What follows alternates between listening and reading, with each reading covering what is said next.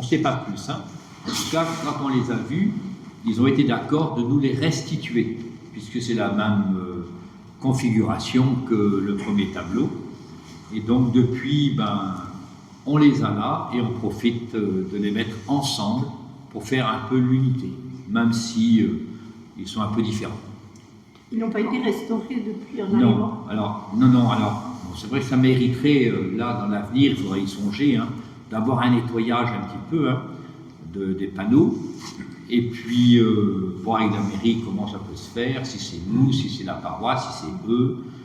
La mairie s'est occupée simplement de nous les exposer, ce qui est déjà pas mal.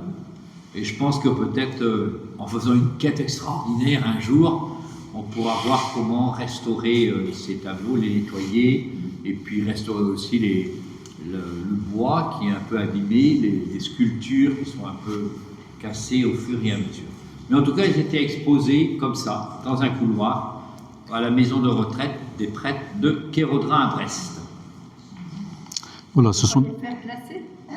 Alors, celui-ci est classé au titre, il est inscrit au titre des monuments historiques et des objets. Et oui,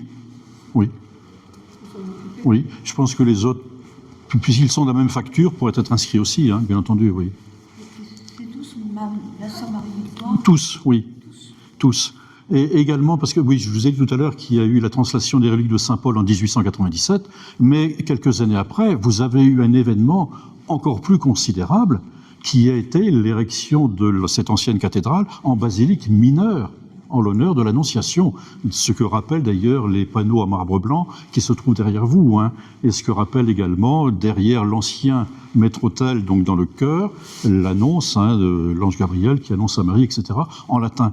Et si je vous dis ça, c'est parce que le panneau qui se trouve là, donc avant la porte qui donne sur la sacristie, eh bien, une espèce de parchemin a été réalisé également par sœur Marie-Victoire Bidot. Hein. C'est elle également qui a fait ce dessin avec les indulgences qui sont attachées donc à cette érection en basilique mineure, parce que les basiliques majeures sont à Rome, avec de part et d'autre, eh bien, vous avez Saint Paul Aurélien d'un côté, Saint Corentin de l'autre, puisqu'il y a, j'allais dire, à cette époque-là, il n'y a plus qu'un évêché, mais il y a quand même les deux saints patrons, Saint Paul Aurélien et Saint Corentin, et puis quelques symboles de la Passion qui se trouvent autour. Oui, la fête de l'érection en basilique mineure a été considérable aussi, des milliers de fidèles avec des messes en plein air, et puis des centaines de prêtres également qui sont arrivés pour l'occasion, pour cet événement. Alors cette deuxième série de panneaux, donc les paravents sont les huiles sur toile, tous les cas, ils sont sur châssis bois. Alors celui-ci a une particularité, c'est que vous avez des dates au-dessus de chaque panneau. Vous voyez, 1829, 1853, 1861, 1872, 1871, 1872 également, 1879, 1888 et 1893. Alors pourquoi ces dates? Là aussi, c'est un cadeau que les Ursulines, que la communauté donc, a fait à un certain François Olivier. Alors, François Olivier, donc, il est né à Plouénan. Il est né à Plouénan, alors ça suit l'ordre chronologique, hein, dans ce sens-là. Il est né à Plouénan, alors il faut deviner, hein, un peu preuve d'imagination. Alors, le panneau qui est là représente François Olivier, donc ce qui est là, c'est le plus grand, avec son petit frère qui est là. Hein. Alors François Olivier, donc il est né en 1829, il est né à Plouénan, alors on dit que la maison qui est là en arrière-plan, alors s'il y a des gens de Plouénan, je ne sais pas si vous arriverez à reconnaître ou à situer, ce serait sa maison natale. Alors l'artiste a mis dans un même panneau des périodes différentes. Vous voyez, donc là, il est sur le chemin, il y a un chemin, effectivement, qui le conduit à Saint-Sulpice, puisqu'il fera son séminaire à Saint-Sulpice, à Paris. Hein, cette grande église qui est aussi grande, quasiment, que Notre-Dame de Paris, en quantité de personnes qu'on peut accueillir. Hein. Voilà.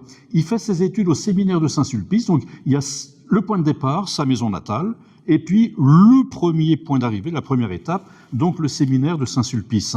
Et là, donc, on voit effectivement une scène où son petit frère, effectivement, eh bien, donne l'aumône à une personne qui est là avec son chien, etc. Donc,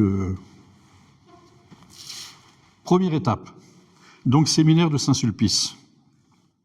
Alors ensuite, eh bien, une fois qu'il est ordonné prêtre, il est nommé donc vicaire à Saint-Mathieu de Morlaix, tout d'abord en 1854, et ensuite, 2 ans plus tard, à Saint-Melaine, à paroisse de Saint-Melaine à Morlaix. Alors, si vous êtes très attentifs, vous allez voir qu'il y a quelque chose de bizarre, c'est que on voit ici le couvent des Ursulines de Saint-Paul, c'est-à-dire celui que l'on voyait sur l'autre panneau. Donc, on voit ici, vous voyez ce bâtiment qui a été détruit depuis d'ailleurs, enfin déconstruit, maintenant on ne dit plus détruit, plus rasé si vous voulez. Donc voilà, on voit ici l'actuel bâtiment d'honneur du lycée du Cresquer, la chapelle de la Sainte Famille qui est là, la cathédrale. Donc ici cette statue, effectivement, là aussi ce bâtiment n'existe plus, il est déconstruit. Mais alors ce qui est curieux, c'est que vous avez en arrière-plan le viaduc de Morlaix. Alors pourquoi ? Tout simplement pour rappeler, là aussi sur un même panneau, 2 moments différents de la vie de François Olivier. Le moment où il était vicaire à Morlaix, et c'est ce que rappelle le viaduc. Et voilà, je ne sais pas si c'est Saint-Mathieu, Saint-Melaine ou enfin en tout cas une communauté de Morlaix. Alors en même temps, 1861, c'est l'année de construction du viaduc de Morlaix. Le viaduc de Morlaix a été construit en 1861. Et voilà, donc, vous avez effectivement cette scène où il est aumônier du couvent des Ursulines de Saint-Paul, où elles se sont installées donc depuis la Révolution, d'où elles partiront donc ensuite un siècle plus tard. Donc François Olivier, et ceux qui, je ne sais pas s'il y a des anciens du Cresquer parmi vous, mais on devine, vous voyez, que derrière, c'était que des champs en fait. Nous sommes avant l'arrivée du chemin de fer à Saint-Paul-de-Léon. Le chemin de fer arrive à Saint-Paul-de-Léon vers les années 1883-1884, mais autrefois, Saint-Paul-de-Léon, c'était simplement une artère, une grande rue, entre la cathédrale et le Cresquer, qui délimitait à peu près l'ancien castellum romain, etc. Et puis vous aviez les petites ruelles en arête de poissons qui ont été ensuite, avec l'urbanisation, qui ont été progressivement, ces ruelles ont disparu, on les devine parfois. Et tout le reste, depuis le Cresquer pratiquement, eh bien, jusqu'à la gare, il n'y a pas de gare, c'était des champs. Vous voyez, on était une toute petite cité anciennement épiscopale, exactement comme Dole et comme Tréguier. Donc, il n'est pas étonnant, effectivement, qu'il y ait cette dimension, effectivement, de champs qui apparaissent un peu partout.